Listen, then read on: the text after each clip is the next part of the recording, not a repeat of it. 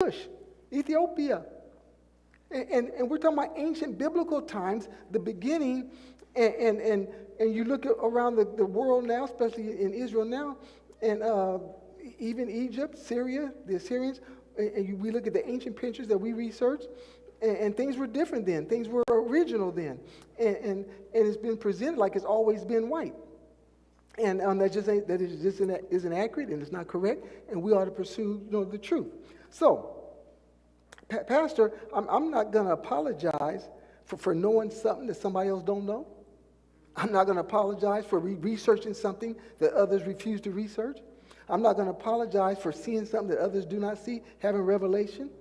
I'm not going to apologize for experiencing something that somebody else didn't experience. I'm not going to make excuses for researching something that others refuse to research, refuse to talk about. I'm not going to apologize for talking about this. I like to give a disclaimer as to why my motivation is, because people that may not know me watching it may think I got some ulterior African American motive. I'm not even trying to promote African American, because somebody else named me that. I ain't trying to promote African American, because somebody else named me that. And whoever you allow to name you, they own you. They can control you. And the Most High called me something else, called you something else, named you something else. And I'm not going to apologize for turning my back on tradition.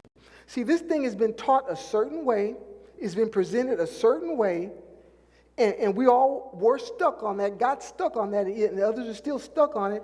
Now listen to what the Holy Spirit told me this week. Isn't it strange that you hear the truth and it sounds weird to you now? It's strange. You hear the truth and the truth sounds weird to you. It sounds weird to believers to think that the original people, the tribe of Israel, the children of Israel, the nation of Israel, the tribe of Judah, all those people were black. The descendants were black. The Garden of Eden started in Ethiopia. God started with Adam, with dark soil. You talk about King David. You talk about the Philistines, Goliath, all black people, all descendants of Ham. And that sounds weird to me. Used to. Sounds weird. Strange. That cannot be. And it is. But tradition will keep you in we were in a religious box and did not understand it, did not even realize it. Because see, me being non-denominational and growing up spiritually at Christian Center, it was the non-denominational church, and I never joined a denomination. So I thought I was special, that I wasn't religious. I thought I was special. I'm not religious.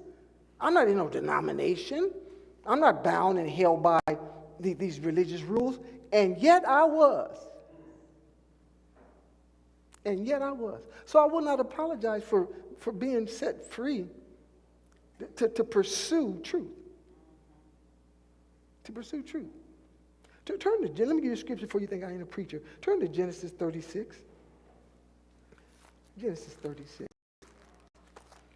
Now we've been on this thing for 3 months, and we see things in here and see names, and we have a different understanding of them now. I said 36. I don't want 36 yet, but yeah, let me do 36. I'll do 36, then we'll do 35. Because this is the premise of the teaching, and some people have an issue, with the subject. And let's start Genesis 36, verse number 1.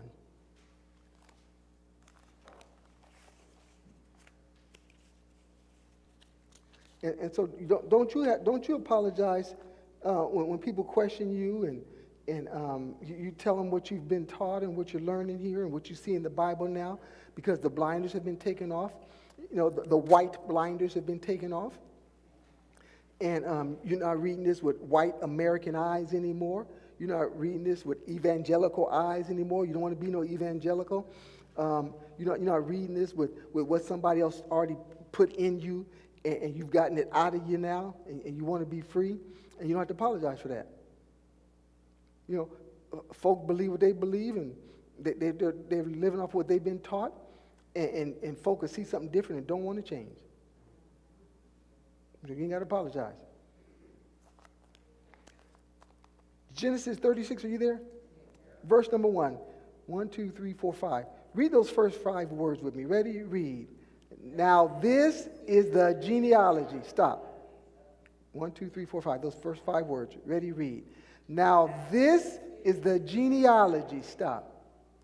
Now, for somebody to tell you what difference does it make what color somebody is, where they came from, what their heritage is, what difference do it make, tell them, say, don't ask me, ask the Most High. Ask him why he kept putting all these genealogies, all these people, all these nations, all these areas. Don't ask me. I didn't write this. I'm studying it. I'm pursuing it. I'm researching it. Don't ask me why that's important. Ask him.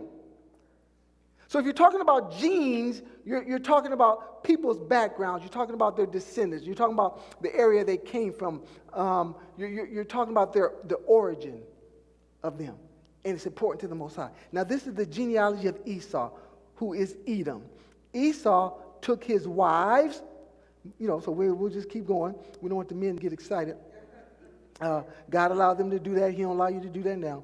Esau took his wives from the daughters of what, y'all? Canaan. And from our study and research, we know that Canaan was a grandson of Ham, where they get the land of Canaanite from, which is present-day Israel. Adah, the daughter of Elon, the Hittite, and from our research we understand, and we saw stone carvings of Hittites, and they had curly nappy beards and curly nappy heads and big noses and luscious lips. Aholimath, the daughter of Anna, the daughter of Zibon, the Hivite, another black group, and Basemath, Ishmael's daughter. Say Ishmael's daughter. Ishmael. And we know Ishmael's mama, Hagar, was what? An Egyptian. A Mitzrayim, Kemet. But before we just read that stuff, keep reading. White people, look it up, show some pictures of them. It's always white folks. Not true. That's all. So, where was I at? The daughter, sister of Naboth, Naadah, bore Ilspah, and Esau, and Basemath bore Ruel. Say Ruel. And Adamoth bore Jessus, Jalem, and Korah. These were the sons of Esau who were born to him in the land of Canaan. Then Esau took his wives, his sons, his daughters, and all the persons of his household, his cattle, and all his animals, and all his goods, which he had gained in the land of Canaan, and went to a country away from the presence of his brother Jacob, because they was fighting. They had issues. Now, remember, go back up there to verse number 4. Now, Adah bore Elspah to Esau, and Basemath bore Ruel. Do y'all remember Ruel? Ruel is Moses' father-in-law, Zipporah's daddy, the Midianite priest, better known as Jethro. Jethro was his priestly name. But this man Ruel, okay, so if Ruel came from a family of black folks, and we know that Moses' sister and brother Miriam, got into it with him, because of his relationship with God, and they blamed it on the Ethiopian woman.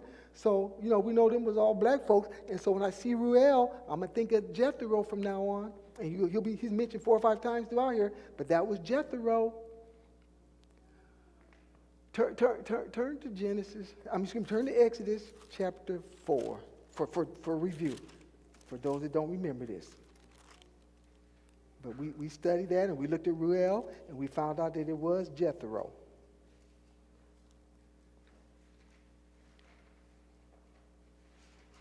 Exodus, what did I say? It's Exodus chapter 2. Let's start at verse 16. Exodus 2:16, please. Now the priest of Midian had 7 daughters, And they came and drew water. Y'all familiar with this story? And they filled the troughs to water and their father's flocks. Then the shepherds came and drove them away, but Moses stood up and helped them and watered their flock. When they came to who? Who is he? Their father. He said, how is it that you've come so soon today? And they said, an Egyptian, a Kemet, an El-Kim, a Mitzrayim, this black dude. He delivered us from the hand of the shepherds. And he also drew enough water for us and watered our flocks. So he said to his daughters, and where is he? Why is it that you've left him? Left the man. Call him that he may eat bread with us. Then Moses was content to live with the man, and he gave Zipporah, his daughter, to Moses. Now, Egyptians, all go back to Genesis 35. I'm going to say something while you guys turn back to Genesis 35. The Egyptians, we see Egypt and the children of Israel interaction. Mary, Joseph, and Yeshua fled back to Egypt when King Herod was trying to kill them. And society has presented Egypt in a negative light. They were all idol worshipers. They gave nothing really positive to society. They were always at odds with Israel. And we read last week when Yahweh said, that Egypt is my children. They are to me like Israel. God said that. He said that Egypt was like Israel to him. So Egypt's been presented in this idol worshiping only image, that there was nothing valuable there, and that they see the pyramids, they give the pyramids that they're due, but they give Greece and the Acropolis and all that stuff. That stuff is promoted more so and known more about than Egypt. But this is what people don't understand and don't know. I was reading this article from this archaeologist, historian named Bruce Stewart. And he said that the Greeks went to Egypt, and that's where they got all their knowledge from about mathematics, about astrology, about architect, about philosophy. They Pythagoras, this well-known Greek philosopher, he went to Egypt and spent 15 years. And the first 5 years he had to do penance. He had to shave his head, and he had to follow their laws, their rules, had to dress the way they dressed, had to live the way they lived. But he did all that because he wanted to get their knowledge. And the Egyptians saw their knowledge and technology as valuable. They saw it as sacred, coming from their God. They saw it to be guarded. And they weren't going to just free, just like America. Russia, China be hacking our technology and trying to get our information and get our secrets and stuff. But every nation always guards their technology and their knowledge because they don't want the other nations to rise up and overtake them. There was a fire in Alexandria, in the Alexandrian Museum Library, and it held these books with the Greeks giving all praise, all due to them learning what they learned and knowing what they knew getting it from the Egyptians. Ever heard that before? I think one or two people in here was shaking their head, Miss Karen, and who else? I saw someone else shaking their head. Sean, you said you. Oh, I thought I saw somebody else. Yeah, they admit. Pythagoras admits. I'm gonna spell his name for you so you can look it up if you want to. Pythagoras. That was a Greek philosopher. It was documented and admitted that they got all their knowledge, all their technology. They got it from the Egyptians. And the Greeks and Greece and Socrates and Aristotle, all those dudes are held up in high esteem. They learned about the stars. They learned, the Egyptians. If you know anything about the pyramids are sitting right smack dab, precisely on the equator, lined up with the Pleiades star system, just to the minute inch. And how did those people do that without the instruments that we have today?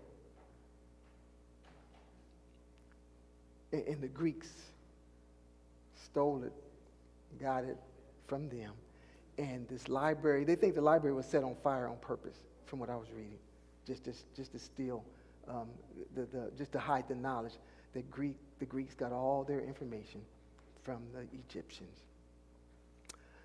I thought that was interesting. Are you back at Genesis 35 now? Look at verse number 9. Then Yahweh appeared to Jacob. Remember, there's no J in the Hebrew language. Jacob, again, when he came from Paddan Aram, and blessed him. And Yahweh said to him, your name is Jacob. Your name shall not be called Jacob anymore, but Israel shall be your name. So he called his name Israel. Also Yahweh said to him, I am Yahweh Almighty, El Shaddai. Be fruitful and multiply. A nation and a company of nations, not churches, not religions, but nations. Can you get the revelation that the Most High is interested in nations? When the Tower of Babel was going forth and he disposed the nations and separated them and dispersed them, we've lowered him down to church and religion. And he wants to run and rule nations, not churches. He ain't See, we thought when Yeshua said, thy name is Peter, and upon this rock I will build my ecclesia, we thought he wanted to build churches. No, he wanted to build governments. Ecclesia is a government. He wants to build governments, not churches. But we've regulated him down to this, and we want to keep him in this box. And he came for nations. A company of nations shall proceed from you, and kings shall come from your body. The land which I gave Abraham and Isaac I give to you, and to your descendants after you I give this land. Then Yahweh went up from him in the place where he talked with him. So Jacob set up a pillar in the place where he talked with him, a pillar of stone, and poured a drink offering on it and poured oil on it. And Jacob called the name of the place where Yahweh spoke to him Bethel. Jacob was a black man. Israel was a black man. We know his son Joseph went to Egypt, and when his brothers came to buy grain and they saw his brother, they thought he was thought he was an Egyptian. He wasn't the one white dude standing out from the crowd. So Israel started out. Say started out. It started out as a nation of black people. And you look over there now, the people that migrated over there now, you look over there now, and you'll get confused when you look at who's over there now. But they only got there in 1948. That crowd got there in 1948. And watch, I don't know, I'm trying to decide if I want to get into this because I don't want to try to sound political. But see, when Yahweh promised that he was going to get the land back to the nation of Israel, he promised that he would do it. He didn't say the Rothschilds was going to do it. He didn't say that England was going to do it. He didn't say America was going to do it. He didn't say the World Health Organ, the UN. He didn't say United Nations was going to get them back there. He said he was going to do it, and he was going to do it supernaturally. So those people that got over there, they got over there through the hands of men, not the hands of Yahweh. And we're brainwashed, and we're fooled and tricked, and the church is to support Israel, support the nation of Israel. That ain't the nation of Israel. That's all. And I want to apologize for researching that. I want to apologize for knowing that. I want to apologize for having the revelation of that. I want to apologize for those who refuse to search for their self daily. It says these other believers were more noble, more educated, and more truthful than those in Thessalonica because they searched the scriptures daily to see if the things that Paul taught were true. And if you ain't going to search daily what I'm teaching is true, just shut up and keep your comments to yourself. You'll search it daily, let's talk. If you ain't been searching it daily, it's just because you ain't heard it. Just because the truth sounds weird to you.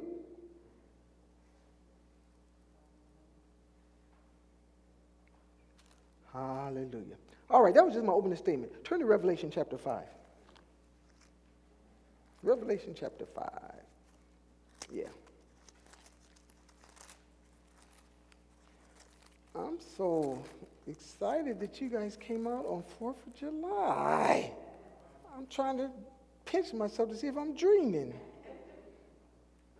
I had a nightmare. It was just going to be me and Dr. White and Jason here. Well, a couple of y'all faithful. I know Miss Juno was going to be here, but, I know Miss Juno was going to be here. A couple of y'all probably would have been here, but I didn't have no faith. I didn't have faith for it, I'm telling you. All right, Revelation 5, are you there? John the Revelator said, and I saw in the right hand of him who sat on the throne. When he's seated, that's a place of judicial, a place of judgment, a place of resting. Who sat on the throne, a scroll or a book written inside, and on the back it was sealed with 7 seals. Then I saw a strong malachim, an angel, proclaiming with a loud voice, who is worthy to open the book and to loose its seal? And no one in the Shamaim or on earth or under the earth was able to open the scroll or to look at it. Isn't that awesome? He says no one under the earth. It's some activity going on according to the book, according to this truth. And we ain't got to just keep reading and ignore it like that's too weird to talk about. Ain't nothing in here too weird to talk about. Everything in here needs to be talked about, needs to be presented. Something's going on. There's a group. Is it the watchers? There's a group in the Shamaim. There's a group on the earth. And there's a group in this other arena. Nobody was found worthy to open the scroll in any of those 3 arenas. John says, so I cried much, because no one was found worthy to open and read the scroll or to look at it. But one of the elders said to me, do not weep. Behold, the Lion from the tribe of Judah, the root of David, has prevailed to open the scroll and loose its 7 seals.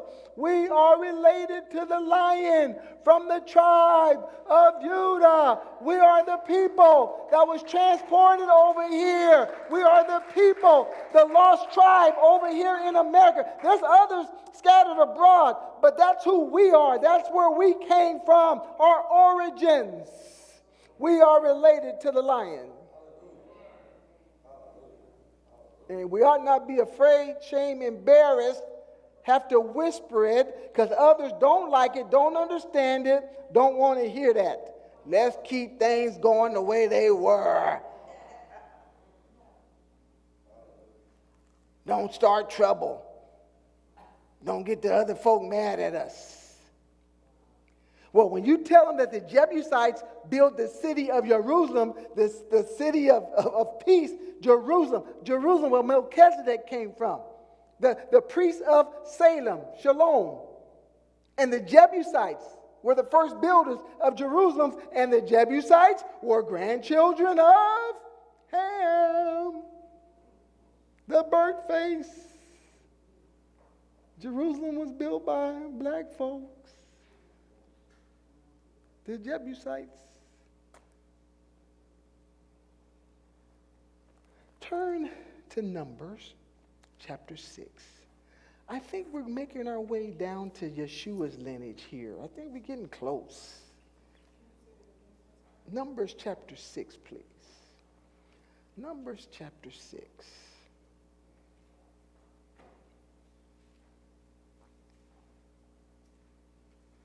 I got this new T-shirt that I ordered offline. It's going to blow some people's minds when I wear it. Oh, what a pastor doing with a T-shirt on like that? Oh. I'll tell you guys since y'all came early. It's a picture, a big old picture of Tutankhamun.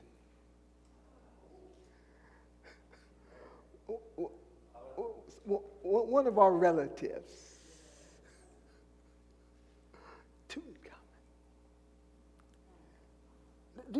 I don't want to get distracted. Did y'all know Moses had an Egyptian name, and they found inscriptions with Moses. Moses was supposed to run Egypt. Moses, being Pharaoh's daughter, being the grandson, and there were no other boys, Moses was going to run Egypt. That's what his plan was. See, just like me, I wanted to run a prison. I wanted to be the warden at a prison. And God said no. Moses wasn't going to run Egypt. God had another plan for him for the nation of Israel. Sinamut. I think you pronounce it Sinamut. Sinamut was Moses' name, Egyptian name. And he was all set to succeed, Pharaoh. But God had another plan for him. Like that's a bad thing in the sense that You know, the Egyptians was this bad group of people. And Jesus and everybody was always going back to Egypt.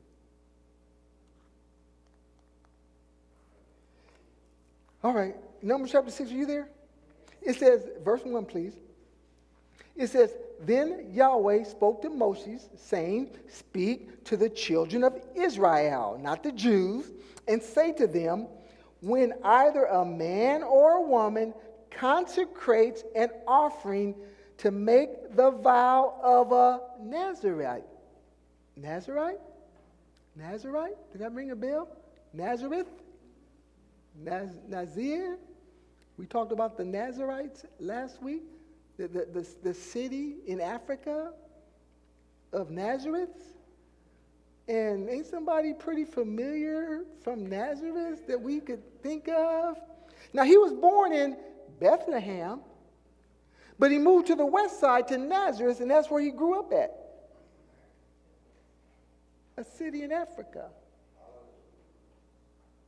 Took a vow of Nazareth to separate himself to Yahweh. He shall separate himself from wine and similar drink. He shall drink neither vinegar made from wine. Remember, he was on the cross and they gave him that sponge filled with vinegar. Spit it out. Now, I was doing my research and my study, and I read this one commentary that there's no way, this is what the man said, there's no way this could be talking about Jesus, because Jesus never would drink wine. If he was a Nazareth, and he did drink wine, that's what this man said. Well, we don't know what he drank, because really the fruit of the vine, the grapes, you know, you could do certain things with it, where it was fermented or not. It could be Cavassier. It could have been Cuddy Sark or Jack Daniels. It could have been Johnny Walker. You know, or it could have been lesser and lesser, or it could have been just just grape juice. So, but his excuse was this couldn't have been talking about the place where Yeshua was from, because he drank wine, and if he was in Nazareth, you couldn't drink wine, strong drink. Just all kind of excuses and reasons that you'll find. If you research this and read all the different material out there, you go find all kind of reasons and excuses why it ain't true that he was black. All the excuses and the reasons why these weren't people of color. And look at the Egyptians now. Look at their straight hair. Look at their long noses. Well, after the Romans and the Greeks ran through there, after the Romans and the Greeks ran through Egypt, they liked them black women. Who did Mark Anthony? Was it Mark Anthony? What Caesar? Who? Cleopatra. Who did Cleopatra hook up with? The Roman man. Julius. Mark. Well, anyway, it was Roman dudes, wasn't it? They liked them black women, and they made babies. The Roman soldiers in town too. You think Roman soldiers was in town just twiddling their thumbs? So when all that blood got mixed up and all the other colors got up in there, but that one, they ain't how they originally looked. With the straight hair and the such. Anyway, let me keep going. All right, verse 3, he shall separate himself from wine and similar drink. He shall drink neither vinegar made from wine, nor vinegar made from similar drink. Neither shall he drink any grape juice, nor eat fresh grapes or raisins. All the days of his separation. See, it said all the days of his separation. All the days of his separation. It wasn't like a everyday lifestyle. He shall eat nothing that is produced from the grapevine, from seed to skin. So we know Jesus, at the communion table that he had with his disciples, we know that they drink something juicy. And it had to come from the grapes. So look at verse 5. All the days, I'm ready for that picture. Give me that picture of that dude that they said was Jesus. All the days of the vow of his separation. Okay, y'all see that dude right there? That lie is that figment of some man's imagination in the 1940s that painted that, and that's the most sold picture throughout the whole world since that time, even in your grandmama's house and in them churches. Now, all the days of the vow of his separation, no razor shall come upon his head until the days are fulfilled from which he separated himself to the Lord. He shall be holy, then he shall let the locks of the... Locks? he going to get some locks out of that? Huh? He will get some locks out of that? I don't think he could do locks. Let's maybe he found a black shop that, was doing locks and put the stuff up in there. But we can grow locks without help, without any help. We can grow some locks. But look, he shall be holy, then he shall let the locks of the hair of his head grow. All the days that he separates himself to the Lord, he shall not go near any dead bodies. A whole list of other stuff too. But he's talking about folk from Nazareth, the Nazarenes, the Nazarites. There was a certain lifestyle they lived if they made this vow in this separation. And we know that Yeshua separated himself, from all lifestyle of the world that he was living in there. He even didn't get married. Well, no need for him to get married because he wasn't staying that long. Ain't no need him leaving and abandoning his wife and kids, and he knew he had to go back to the Father. But I just want you to see that, about these locks. Now, let me see the next picture, please. And you guys have seen this before. It was a picture. Now, do y'all know what that's a picture of without reading it? Y'all have seen it here before. No, that one. Go back. You had it right. That one. The fresco of Christ among the apostles is in the acrostium of the crypt of something in the catacombs of St. Dominian in Rome. They found this painting in the Catechism of Rome in the 4th century. Now, I see some locks up there. I see some black folk up there. And that painting was a painting of Yeshua and the disciples. Now, I'd rather take that painting from the 4th century than one that somebody did in the 1930s or 40s. That picture that man just painted out the figment of his imagination. He just imagined that and painted that. These people here was at least in the ballpark of the time frame. It at least could have got word of mouth. Well, hey, what did the disciples look like? What did Yeshua look like? Man, well, Yeshua had these big locks, and their hair growing over there, and some of his disciples did too. And, a couple of them was really dark-skinned, and some was a little lighter-skinned, but they was all looked like brothers. If they had been running through Alabama in the 50s, they'd have to get on the back of the bus, that crowd right there. It was some restaurants. That crowd, it was some restaurants in the 50s and 60s. Them guys right there, they couldn't have went and had the Last Supper at some restaurants in the South.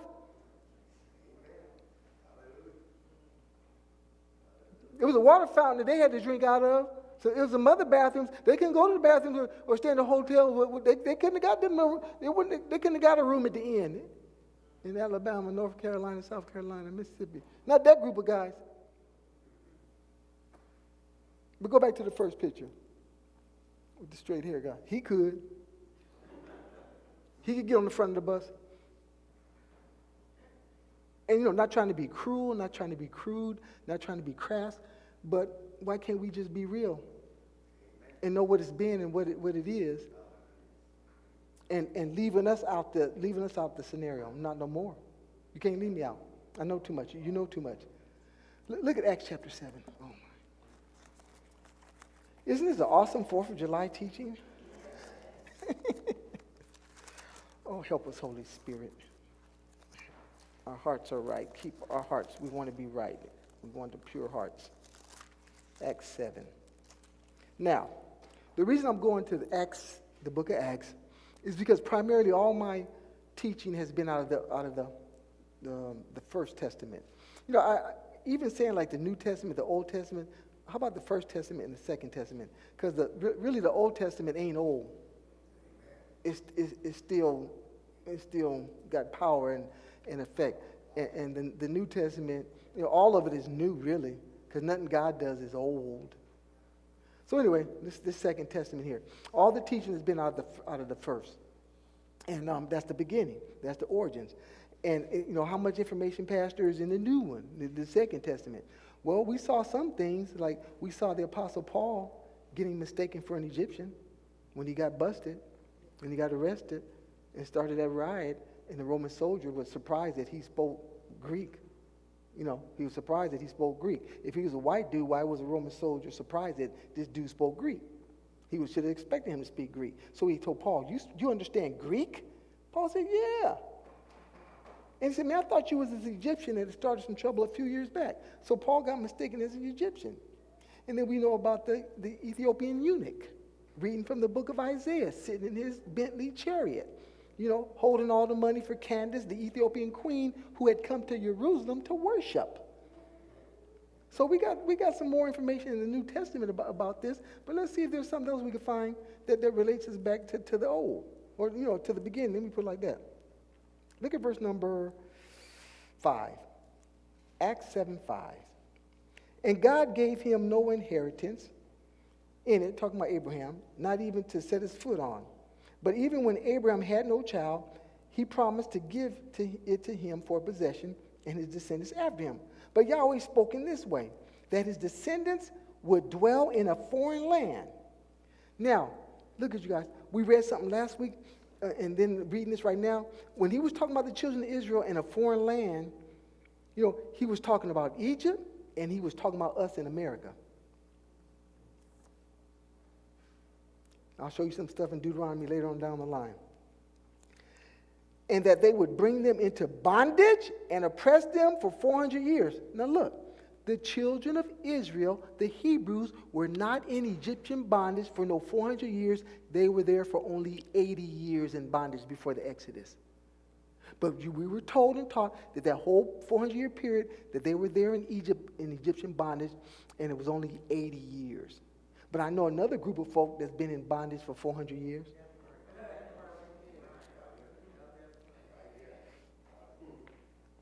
And the nation to whom they will be in bondage, I will judge, said Yahweh. And after that, they shall come out and serve me in this place. Then gave him the covenant of circumcision. And so Abraham begot Isaac and circumcised him on the 8th day. And Isaac begot Jacob, whose name was changed to Israel. And Jacob begot the 12 patriarchs. Y'all remember the 12 patriarchs? When Jacob died and they put him away real nice. And Joseph had him taken back to Canaan based on his wishes. And when the folk of Canaan saw the funeral procession coming in. And they saw the guys on the camels stopping traffic. Where folk couldn't keep, the motorcycles. Never mind. They were stopping traffic so the funeral could keep going. And when they saw the funeral procession, they said, oh, look at the sadness of the Egyptians. All they saw. And Joseph and Judah and all his other brothers, Reuben and all of them was in that funeral. And all the people of Canaan saw was a funeral of Egyptians. They thought they were all black Egyptians coming to the funeral. And you had the nation of Israel mixed in there with them. The Shemites and the Hamites, for me, my understanding and the way I'm rolling with it is, they were all mixed in. They were all mixed in. Because they'll try to say, the Shemites is Israel and the Hamites are another different group. No, they was doing too much dating to be separated. I'll leave it at that. To me, we're all mixed in. Let me say it like that. So, and the patriarchs, verse 9, becoming envious, they sold Joseph into Egypt, but Yahweh was with him. It don't matter who sell you out, as long as Yahweh is with you. It don't matter who has sold you out. It doesn't matter what you feel like, how disappointed you are with somebody that sold you out, somebody that gave up on you, somebody who didn't help you when you needed help, when you needed a hand. They didn't do it, but Yahweh kept you. If you've been kept, it was because of him. And even if somebody did help you out, the reason they helped you out was because of him. And those that don't help you out, you don't need them to help you out. He know how to raise up somebody somewhere to use their power, their ability and influence to help you. Your dependence is on the Most High, not people. Stop getting disappointed in people. People will disappoint you. Watch this. You've disappointed somebody. People is something else. So are we. So are you. You something else. I can't count on nobody. Well, there was a time when somebody couldn't count on you. So take the telephone pole out your eye and quit talking about the folk with the speck in theirs. Get that redwood tree out of your eye. But Yahweh was with Joseph in all his trouble, all my trouble. He's been with me. He's been with you. all the trouble, all the trials, all the tests, all the mountains that had to be removed, all the demons. But Yahweh was with him and delivered him out of all his troubles. Oh, glory. House of worship, house of worship. Worship him. He's delivering you out of all your troubles. And gave him favor and wisdom in the presence of Pharaoh, king of Egypt. And he made him governor over Egypt and all his house. Is Egypt was such a bad place? What's he doing with his man Joseph running things in Egypt if Egypt is such a bad place? Rename Joseph. Change his name.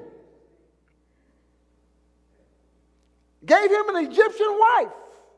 And his father-in-law was a sun god worshiper. But God worked through it. God worked through that. All the stuff we was worshiping, God worked through it. Worshiping weed. That poor little girl can't go to the Olympics now. Anyway, worshiping weed. Worshiping alcohol. Worshiping another man, another woman. Worshiping material stuff. God worked through all the things that we worshiped. Now a famine was great trouble. Now a famine and great trouble came over the land of Egypt and Canaan, talking about all black areas. And our fathers found no sustenance. But when Jacob heard that there was grain in Egypt, he sent out our fathers first. In other words, Jacob said, "It's some grain in Egypt. Why y'all down here starving? Go to Egypt and let's buy us some food." Oh, bad Egypt. Oh, ungodly Egypt. Got you scared of Egypt. Got you scared to represent Egypt. You probably got some Egyptian blood in you. Somebody in your family do. Verse 13. And the second time Joseph was made known to his brothers, and Joseph's family became known to the Pharaoh. Then Joseph sent and called his father Jacob and all his relatives to him, 75 people. And remember I told you 53 of them was unmarried men. So where they get their wives from? And they were in Egypt. So Jacob went down to Egypt and he died, he and his fathers. And they were carried back to where? Shechem, and laid in the tomb that Abraham bought for a sum of money from the sons of Hamor, the father of Shechem. I want to do a quick little look at this. Turn to Genesis 33. Shechem. So the New Testament is talking about this place. Well, let's see what it is. Let's see who they are. Let's see what Shechem is about.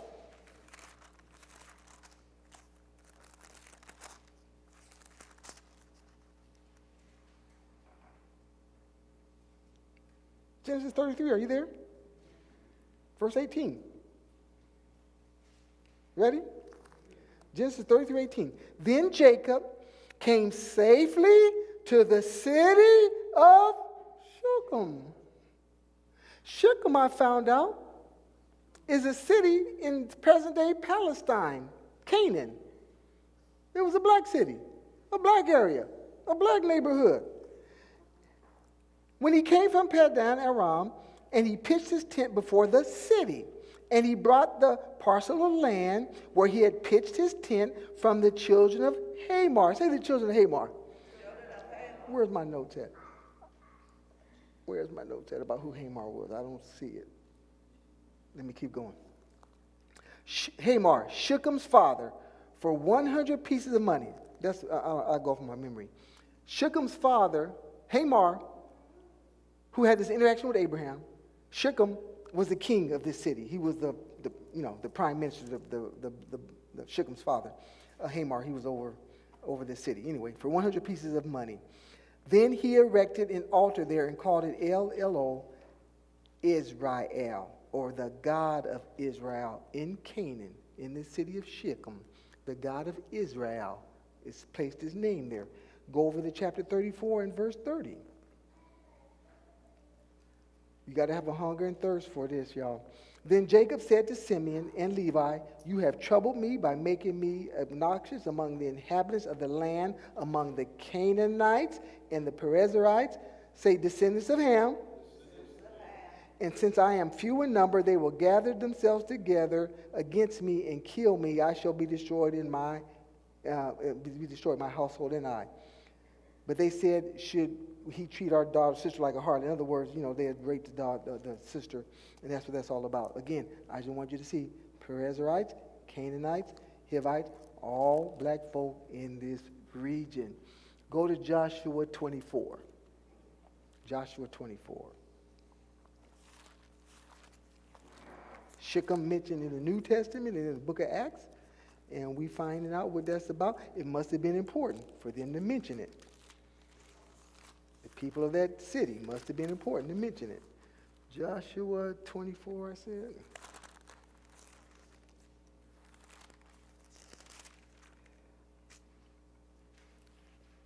Verse number 1.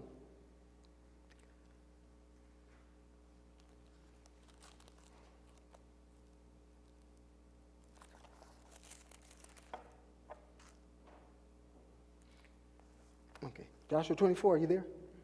All right, verse number 1. Then Joshua gathered all the tribes of Israel, Judah included, to Shechem, and called for the elders of Israel, not the Jews, for their heads, for their judges, and for their officers, and they presented themselves before Yahweh. They're in Shechem, this black city. And Joshua said to all the people, thus says Yahweh, your Elohim of Israel, not the Jews, your fathers, including Terah, that's Abraham's daddy, and the father of Nahor, Abraham's brother. They dwelt on the other side of the river in old times, and they served their little Elohim, G-O-D-S. Do y'all know when y'all see that little G-O-D-S, that word in Hebrew is Elohim? Elohim?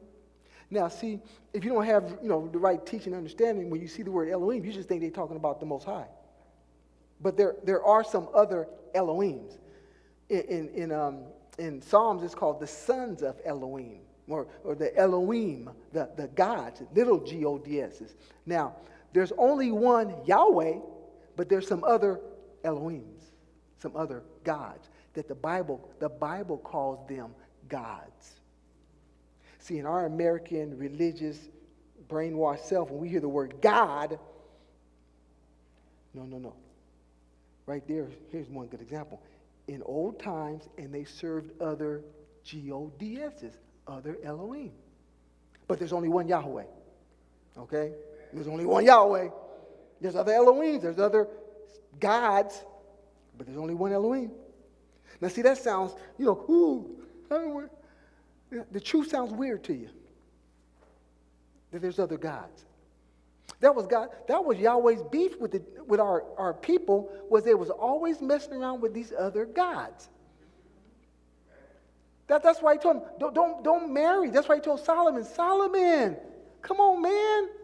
You don't need all them wives and concubines. They're going to turn your heart to serve their gods. He wasn't against them because of the color of their skin, because they was all black people, all that crowd he was talking to. But it was their gods that Solomon was going to start worshiping and turn away from Yahweh. So you can be okay and know that there's some other gods that the Bible identifies. But other people ain't going to understand that. The book says it right here. Serve their gods. Then I took your father Abraham from the other side of the river, led him throughout all the land of Canaan, Ham's grandson's territory, and multiplied his descendants, and gave him Isaac. To Isaac I gave Jacob, who we found out his name was changed to Israel, and Esau. To Esau I gave the mountains of Seir to possess, but Jacob and his children went down to, where did Jacob and his kids go? Obed, Egypt. But it was all right with Yahweh that they went down there. Because them were some smart people. Them were some advanced people down there. The pyramids are still standing. Today they can't figure out how them black people built them pyramids, so they said it was some aliens that did it. I'm serious. They said aliens had to do that. Now see, if it was in Greece, if it was in Rome, they would have done it. But because we done it, some aliens had to come do that. Anyway, them black people built nothing like that. It's still standing.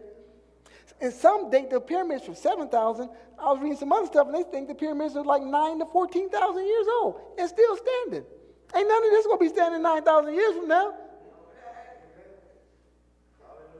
And them dudes took 20-ton stones from 50 miles away. They quarried them 50 miles away from where the pyramids stand. How them black people do that? Aliens did it.